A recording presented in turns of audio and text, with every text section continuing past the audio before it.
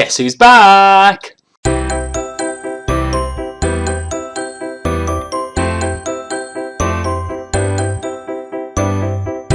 Hello again everybody! It's been a long time since I've done that, I tell you. Glad to be back again. It's been a weird few months, as you'll see. Tons of stuff has changed. So again, I'm in a different house, in a different room, I'm in a different place. I'm trying to sit on the floor rather than in a chair. It's all going crazy. But basically, it's been a really busy 6-8 weeks for me, which is why I've not been uploading stuff on here. And also, I've been wanting to do things a little bit differently. I was getting a little bit, not bored, that's the wrong word, but I felt like I was getting a bit complacent in what I was doing, that it was going to be to-be-reads and book hauls and reviews and just a lot of the standard stuff. So what I'm going to try and do is change things up a little bit. So there's quite a lot of ways I've got planned to do that, and some unusual stuff that you wouldn't necessarily expect, but I think it's all good stuff, and I'll tell you more about that in the coming weeks.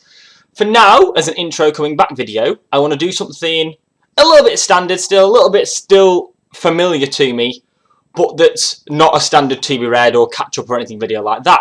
So today I'm going to be looking at what makes a book unique, about those kinds of those little quirky features or those quirky narrative styles that really make a book interesting and make them stand out from the crowd. I think the past couple of years has been really good for books that are just different and just don't use the same formats and the same narrative styles as previously. And I've got a stack here to talk you through, but mainly I'm going to be looking at the styles that make it interesting rather than specific books. But obviously there's tons of stuff that I can use as examples, and that's what I'm going to be doing in this video. The first thing that can be quite unique about a book is how it creates an atmosphere. And one of the most popular books that does this in the most recent few years is Miss Peregrine's Home for Peculiar Children. So a lot of people will have heard about this. It's been really popular. I know our bookshop's been massive with it. And it's one that's getting a lot of steam in, especially the YA community, even though it's not a YA book. And I think it's going to be really, really interesting to see how it grows from here onwards. He's carrying on with the series. But what makes this really interesting is it's not a particularly unique concept. It's about a guy who goes to explore this mysterious island that his granddad mentioned, and it's about uncovering crazy kids with magic abilities, and there's nothing particularly unique about the concept. What is unique is the way he uses creepy black and white photos. I'm not going to be able to find one now, give me a second. Oh, come on, there we go. So there's just a variety of really random black and white photos that get used. So some of them are just standard creepy silhouettes, but there are ones that are like, look at those two, they are insane. How are they allowed to be in a book? They're freaking terrifying. But it's just really interesting that that can make such a big difference. People pick this book up, have a flick through and see those pictures. That's what makes a difference. And it's so simple, but I think it's really effective, and it is that kind of any way that authors can create an unusual atmosphere makes a big difference, I think. A slightly more standard style is to use an unreliable narrator. Now this is hardly a new thing, this has been around for years, but what we've seen recently is a rise of kind of a psychological nature of this. So it's not that the narrator's a liar or doesn't know what's going on, it's more that the narrator is having some kind of psychological crisis. So my favourite example of this in the past few years is Annihilation by Jeff Vandermeer. So this is a trilogy that he released all in 1 year. All 3 books came out within about 7 months of each other, and it's a really, really psychological sci-fi novel. So it's about this random area called Area X, and no one really knows anything about it. Electrical equipment stops working, and the government have sent in numerous groups to this area to try and find out what's going on, and no one's ever come back, and they never get any trace of things, but there's some hints of unusual activity. So this book and the sequels follow groups that go in. So the first book, you follow an unnamed biologist in this group, and it's really interesting because you can never ever trust a thing she says. You don't know whether she's losing her mind or the other people are going crazy, and it really keeps you guessing the whole time. I mean, it's a beautiful cover which draws you in, but it's got that really unusual psychological element that I think a lot more books are starting to do recently. That's just amazing. It's really, really interesting. I think it is, again, that psychological mistrust of narrators that's fostered in these kinds of books that makes a big difference. That's another thing that stands out for me and creates kind of a more unusual book. Something that I'm a big, big fan of is an unusual narrative style. Don't get me wrong, I love a good bit of prose. It's just standard prose, really well written, etc. can be incredible. But what really draws me in about some books is that they are just different. So I've got 2 examples here that I think really demonstrate the variety of things you can do in narrative style nowadays. So the first one is World War Z by Max Brooks. Now, I'll start off by saying this is a god-awful film. The book is incredible. It's basically a chronicle of a zombie apocalypse, and the concept is it's created however many years after the apocalypse, and are basically creating a historical record and report of what happened. And it covers the whole time. It covers the outbreak, the battle with the zombies, the rebuild afterwards, and what's really clever is it uses it in the form of a variety of interviews. So the concept is that the narrator, the main character in this, is going around and interviewing numerous people about the apocalypse, their experience of it, what happened, expert opinions, etc. And it's told in this series of interviews, and some characters are in it once, some characters are revisited a number of times, but it's just a really clever way of doing it, because I felt that doing this, I really got to know the characters more by how they responded to these questions in this setting than I would if it had been a more standard book. And I think more increasingly there's been this unusual nature of narrative styles, but this is one of the ones that came out a good few years ago now that really, for me, opened my eyes to what a different narrative style could do. More recently, I've literally read this book in the past couple of months.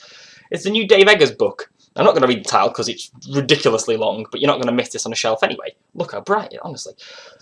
But this is told entirely through speech. There is no description, there's no setting explanation apart from what is done through the speech of the main character and 5 or 6 other people that he holds hostage throughout.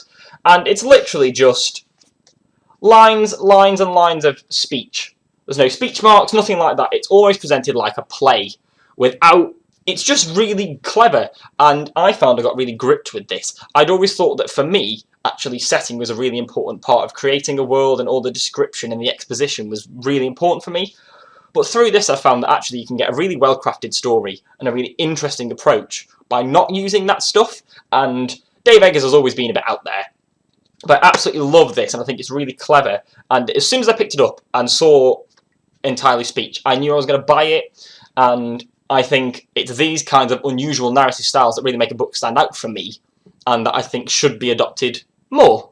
And now we are on to the granddaddy of unusual books. A lot of people talk about House of Leaves as one of the weirdest books, and it is really weird. If no one's seen that before, I've not got it because it scares me a little bit, but the writing is written in all different ways. You have to kind of turn the book around, and sometimes it goes from big text to little text, and it really uses the way the text is written as part of the story, and that's really interesting. It's really clever. But for me, the ultimate in unusual books is S by J.J. Abrams. So it's not actually written by him, but he's kind of had an input into the concept of it. The director of Star Trek, a new Star Wars film, he did Lost, loads of stuff. So as you can imagine, it's going to be a bit unusual. What makes this book really interesting is, firstly, it's essentially 2 books in one. So let me find a page. There's the main text of the story, which is the typed bit, and then every book has got these annotations around the edge. Now the annotations essentially tell a whole separate story.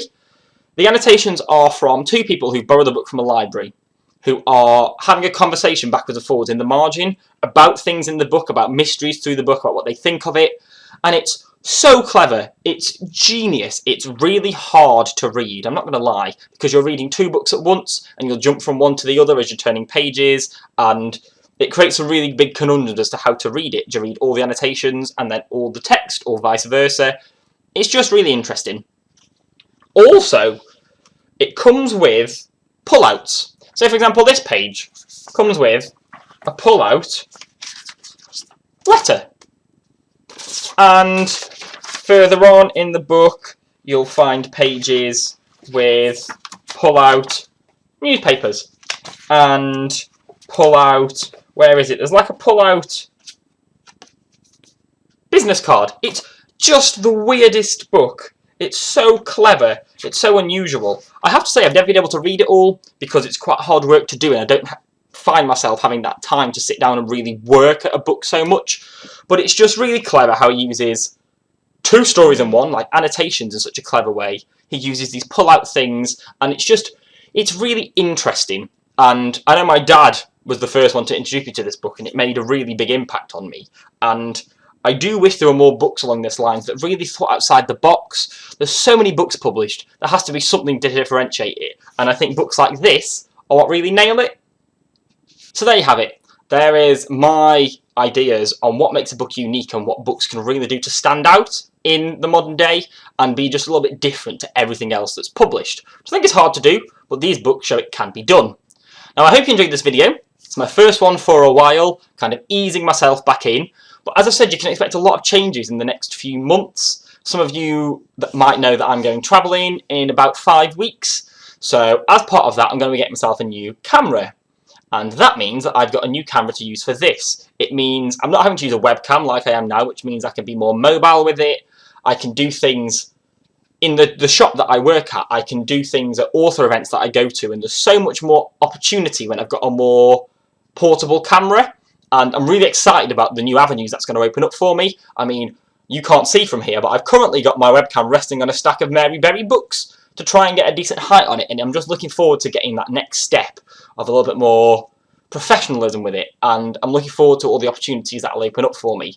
So I'd really appreciate if any of you guys have got any ideas about what things you'd like to see, or whether the things I've talked about sound like good ideas and more interesting ways to take this channel. And of course, let me know if there's anything that you think makes a book unusual, that really makes a book stand out, because I know these are the things that I've enjoyed, but there are tons of other unusual styles that can really appeal to other people more than they do to me, for example. So please just let me know down below if you've got any ideas, and I'd really appreciate if you give me a like and subscribe.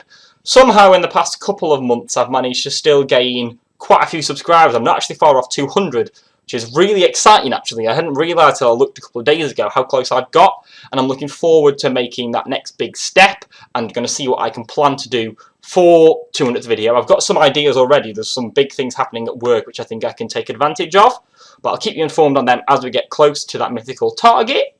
Other than that, really appreciate you watching. Really looking forward to getting back into this again, and I hope you guys are going to enjoy taking the journey with me.